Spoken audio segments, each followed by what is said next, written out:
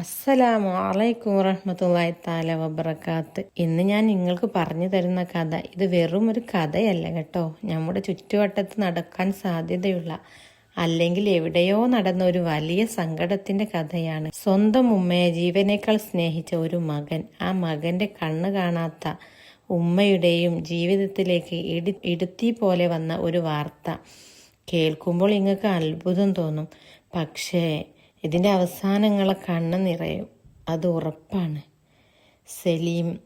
സലീമിന് ഉമ്മയെ ഭയങ്കര ഇഷ്ടമാണ്. ഉമ്മക്ക് കഞ്ഞി കോരി കൊടുക്കുന്നു. ഉമ്മ സലീമിൻ്റെ തലയിൽ കൈ വെച്ച് പ്രാർത്ഥിക്കുന്നു. പഠിച്ച റബ്ബേ, എൻ്റെ മോനജ് നന്നാക്ക്. ഉമ്മ, ഈ കഞ്ഞി കുടിക്ക്, എന്നിട്ട് വേണം നമുക്ക് ആ പള്ളിയിൽ ഉസ്താദിനെ പോയി ഒന്ന് കാണാൻ. എടാ സലീമേ, നീ എന്തിനാ എൻ്റെ പിന്നാലെ എങ്ങനെ നടക്കുന്നത്?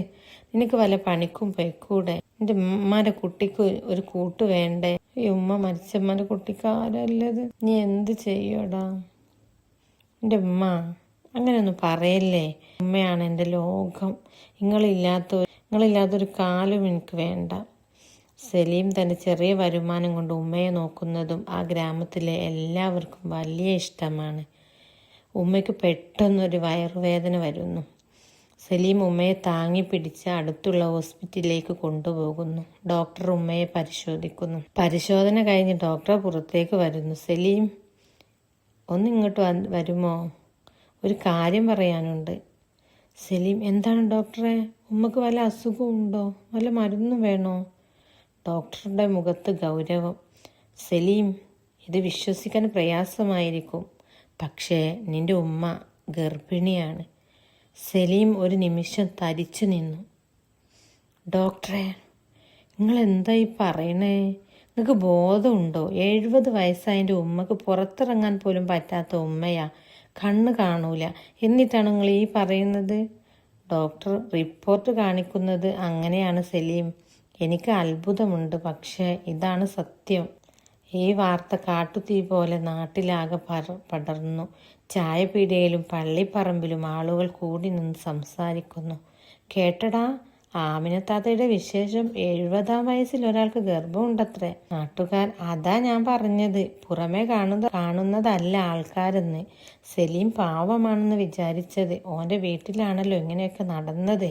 സലീം അങ്ങാടിയിലൂടെ നടക്കുമ്പോൾ ആളുകൾ അവനെ നോക്കി തുപ്പുന്നു. ചിലർ കളിയാക്കി ചിരിക്കുന്നു. സലീം കരഞ്ഞുകൊണ്ട് വീട്ടിലേക്ക് ഓടുന്നു. സലീം വീട്ടിലെത്തി തളർന്നിരിക്കുന്നു. ഉമ്മ തപ്പിത്തടഞ്ഞ് അവന്റെ അടുത്തേക്ക് വരുന്നു. സലീമേ, നീ എന്തിനാ കുഞ്ഞെ ഇങ്ങനെ ശ്വാസം മുട്ടി കരയുന്നേ? എന്താടാ ഡോക്ടർ പറഞ്ഞത്? എനിക്ക് വല്ല മാരക അസുഖമുണ്ടോ?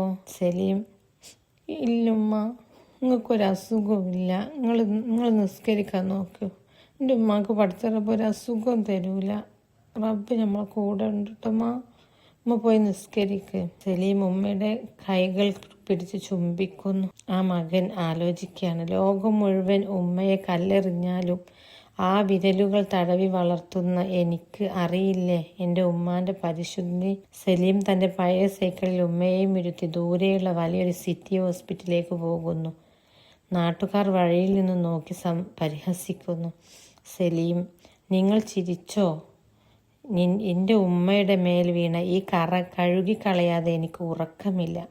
വലിയ ഹോസ്പിറ്റലിലെ സ്പെഷ്യലിസ്റ്റ് ഡോക്ടർ പരിശോധിക്കുന്നു. സ്കാനിങ്ങിൽ റിപ്പോർട്ട് വരുന്നു. ഡോക്ടറുടെ മുഖത്തൊരു പുഞ്ചിരി വിരിയുന്നു. ഡോക്ടർ സലീമിനെ ക്യാബിനിലേക്ക് വിളിക്കുന്നു. പുറത്ത് നാട്ടുകാരിൽ ചിലരും എത്തിയിട്ടുണ്ട്, എന്ത് സംഭവിക്കുമെന്നറിയാൻ. ഡോക്ടർ, സലീം, പേടിക്കാനൊന്നുമില്ല കേട്ടോ. നിന്റെ ഉമ്മ ഗർഭിണിയൊന്നുമല്ല. ഇത് മോളാർ പ്രഗ്നൻസി എന്ന് പറയുന്ന ഒരു അവസ്ഥയാണ്, അല്ലെങ്കിൽ വയറ്റിലുണ്ടായ വലിയ ഒരു മുഴ. ഇത് കാണുമ്പോൾ ലക്ഷണങ്ങൾ ഗർഭത്തിൻ്റെതാണെന്ന് പോലെ ഇരിക്കും. റിപ്പോർട്ടുകളിലും അങ്ങനെ വരാം, പക്ഷേ സത്യത്തിൽ അതൊരു അസുഖം മാത്രമാണ്. ചെറിയൊരു സർജറി ചെയ്താൽ ഇത് മാറും. സലീം ഹോസ്പിറ്റലിൽ നിന്നും ആ റിപ്പോർട്ട് കൊണ്ട് പുറത്തേക്ക് വരുന്നു. പരിഹസിച്ച നാട്ടുകാർക്ക് അവിടെ നിൽക്കുന്നു. ഗർജിച്ചുകൊണ്ട് സലീം, നോക്ക് നിങ്ങൾ, ഇതാണ് എൻ്റെ ഉമ്മയുടെ റിപ്പോർട്ട്. 70 കൊല്ലം തക്കുവയോടെ ജീവിച്ച ഒരു ഉമ്മയെക്കുറിച്ച് നിങ്ങൾ എന്തൊക്കെയാ പറഞ്ഞുണ്ടാക്കിയത്? ഇങ്ങൾക്കൊക്കെ വീടുകളിൽ ഉമ്മമാരില്ലേ? ഒരു അസുഖം വന്നപ്പോൾ അത് ആഘോഷമാക്കിയത് നിങ്ങളല്ലേ? നിങ്ങൾ മനുഷ്യരാണോ? നാട്ടുകാർ തല താഴ്ത്തി ഓരോരുത്തരായി അവിടെ നിന്നും പോകുന്നു. സലീം ഉമ്മയെ ചേർത്ത് പിടിക്കുന്നു. ഉമ്മ സർജറി കഴിഞ്ഞ് സുഖം പ്രാപിക്കുന്നു. സലീം ഉമ്മയെയും കൊണ്ട് പുഴക്കരയിലിരിക്കും. പ്രിയപ്പെട്ടവരെ, നമ്മുടെ കണ്ണുകൊണ്ട് കാണുന്നത് പോലെയല്ല പലപ്പോഴും സത്യങ്ങൾ ആരെങ്കിലും എന്തെങ്കിലും പറയുമ്പോഴേക്ക് അതങ്ങ് വിശ്വസിച്ച് ഒരാളെയും അയാളുടെ കുടുംബത്തെയും ക്രൂശിക്കരുത്. പ്രത്യേകിച്ച് ഉമ്മമാരെ. അവരാണ് നമ്മുടെ സ്വർഗം. സലീമിനെ പോലെ സ്വന്തം ഉമ്മയെ വിശ്വസിക്കാനും ചേർത്ത് പിടിക്കാനും നമുക്ക് കഴിയട്ടെ എന്ന് പറഞ്ഞുകൊണ്ട് എൻ്റെ കഥ ഇവിടെ അവസാനിക്കുന്നു. ഇനി ഇതുപോലുള്ള കഥകളുമായിട്ട് വീണ്ടും വരും ഇൻഷാ അല്ലാ. അസ്സലാമു അലൈക്കും വറഹ്മത്തുള്ളാഹി തആല വബറകാതുഹു.